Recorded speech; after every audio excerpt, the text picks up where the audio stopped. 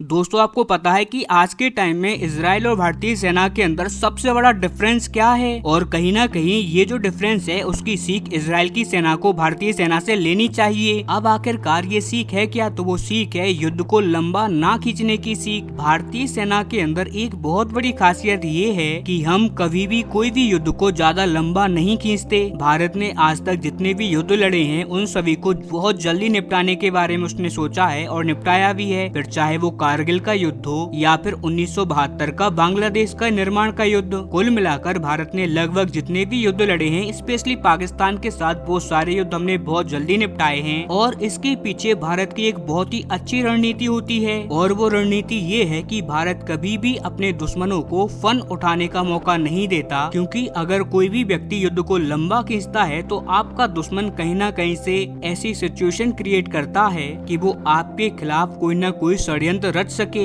और अपने आप को कहीं ना कहीं से थोड़ा सा स्ट्रॉन्ग कर लेता है। लेकिन भारत की कार्रवाई इतनी फास्ट होती है, स्पेशली आप पाकिस्तान और भारत के बीच में कोई भी युद्ध उठाकर देख लीजिए, भारत की कार्रवाई इतनी फास्ट होती है कि जब भी पाकिस्तान इंटरनेशनल कम्युनिटी से कोई भी मदद मांगने का सोचता है उससे पहले तो हम पाकिस्तान को तबाह कर देते हैं। और यहाँ पर सबसे बड़ा फायदा भारत को ये मिलता है कि भारत के जो खुद के रिसोर्स हैं वो भी बहुत ज्यादा खर्च नहीं होते। इसके अलावा भारत का पैसा बचता है, भारत के सैनिकों की जान कम जाती है और इंटरनेशनल कम्युनिटी से जो हेट भारत को मिलना होता है वो भी एक लिमिट पर ही मिलता है, ज्यादा नहीं फैल पाता। इसके अलावा जो एक और बहुत ज्यादा स्ट्रॉन्ग फैक्टर है भारत का युद्ध को जल्दी खत्म करने का, वो है फटीग का या फिर कहिए कि थकान का। अब आखिरकार वो कैसे? तो दरअसल जैसे जैसे कोई भी युद्ध लंबा होता जाता है वैसे वैसे ही पूरे देश के अंदर जो युद्ध को लेकर अपनी सेना को सपोर्ट होता है वो कम होता जाता है। जी हाँ दोस्तों, जब भी कोई युद्ध स्टार्ट होता है तो जो शुरुआत में यानी कि युद्ध के स्टार्ट होने के टाइम पर जो सपोर्ट सेना को मिलेगा देश की आम जनता से, वो सपोर्ट आप धीरे धीरे देखिएगा कि कम होता जाएगा।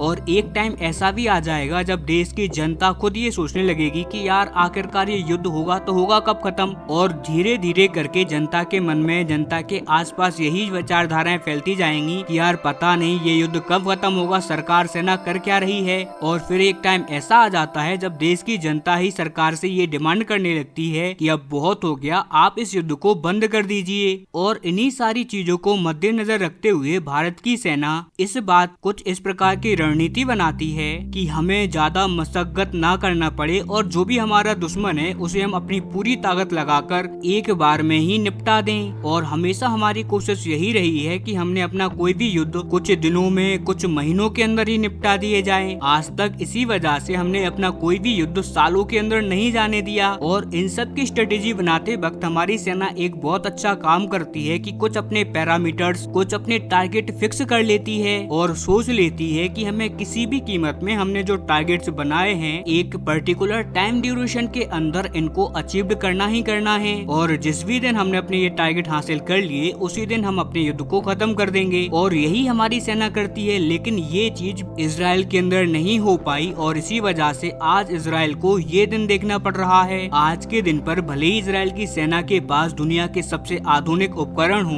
भले ही इजराइल की इंटेलिजेंस कितनी भी ज्यादा स्ट्रॉन्ग क्यों ना हो, लेकिन इजराइल ने एक जगह बहुत गलती की है और वो गलती की है अपनी सेना के अंदर अपने टारगेट्स को फिक्स करने की। इजराइल ने अपने जो टारगेट्स कभी भी फिक्स ही नहीं कर पाए इस युद्ध के दौरान। इजराइल ने बस इतना सा तय किया था कि बस हम युद्ध स्टार्ट करेंगे, फिर जो होगा हम देखेंगे। और ऐसा नहीं है उन्होंने अपना एक भी टारगेट फिक्स नहीं किया, कुछ टारगेट उन्होंने अपने फिक्स भी किए। लेकिन प्रॉब्लम यहाँ पर ये हो गई कि उन्होंने टाइम के अकॉर्डिंग अपने टारगेट्स बार बार बदलते रहे। इजराइल ने जो स्टार्टिंग में अपने टारगेट फोकस किए थे, फिक्स किए थे, उन्होंने उस पर फोकस ना करते हुए बार बार अपने टारगेटों को चेंज किया है। और आज हम सभी लोग इसका खामियाजा देख रहे हैं। आज तक की दिनांक तक इजराइल हमास के युद्ध में कोई ज्यादा बड़ा बदलाव हमें देखने को नहीं मिला। आज तक वो युद्ध खत्म नहीं हो पाया सही से और इसका खामियाजा आज कैसे इजराइल को भुगतना पड़ रहा है आप जरा आपकी स्क्रीन पर देखिए। आज के टाइम में इजराइल की सेना के अंदर ही फटीग फैक्टर किस लेवल पर बढ़ गया है आप ये रिपोर्ट में देख सकते हो। आज 1000 सैनिकों ने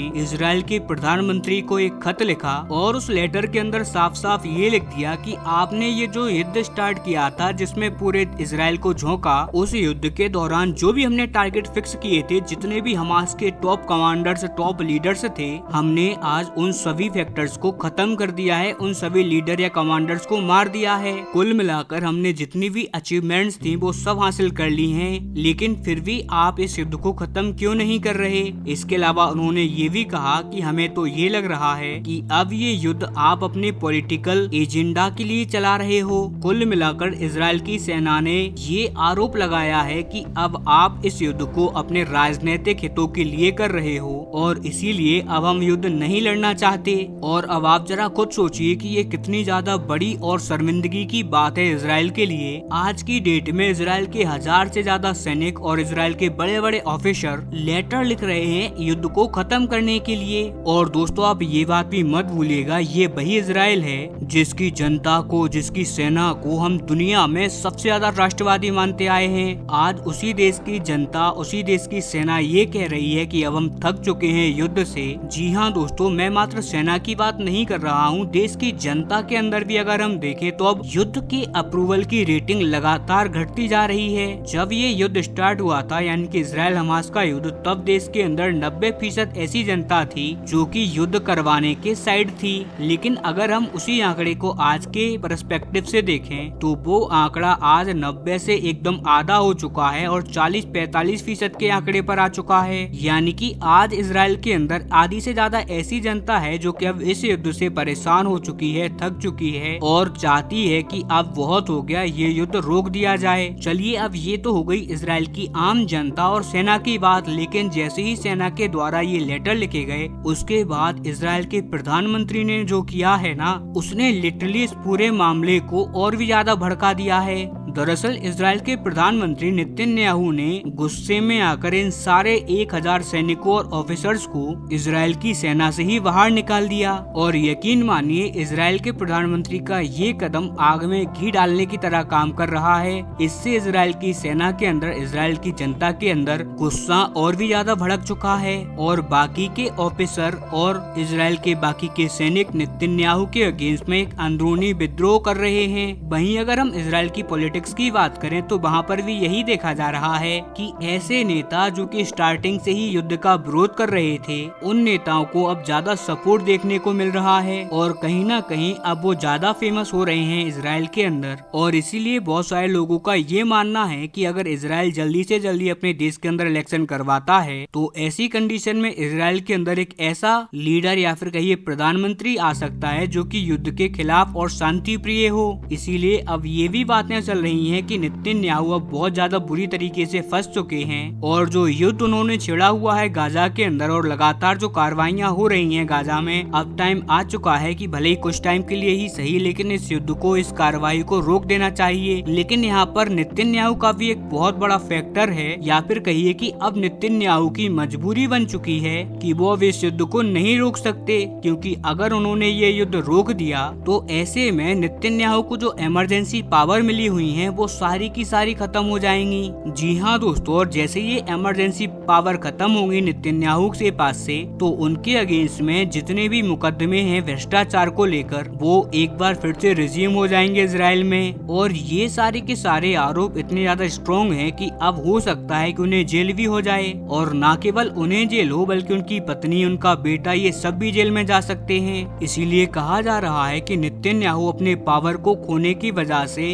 अब इस युद्ध को खत्म नहीं करना चाहते और कहीं ऐसा ना हो जाए कि वो अपने पिछले 20 साल की लेगेसी को खराब कर दें। हालांकि इस युद्ध को लेकर क्या खबर आती है, क्या नेतन्याहू को स्पेशल पावर जो अभी तक मिल रही है वो बंद होगी या नहीं होगी, ये आने वाले टाइम में हमें पता चल जाएगा। और इस युद्ध को लेकर भी आगे वाले टाइम में हमें सारी जानकारी मिल जाएंगी। तब तक आप इस चैनल को सब्सक्राइब करना ना भूलें।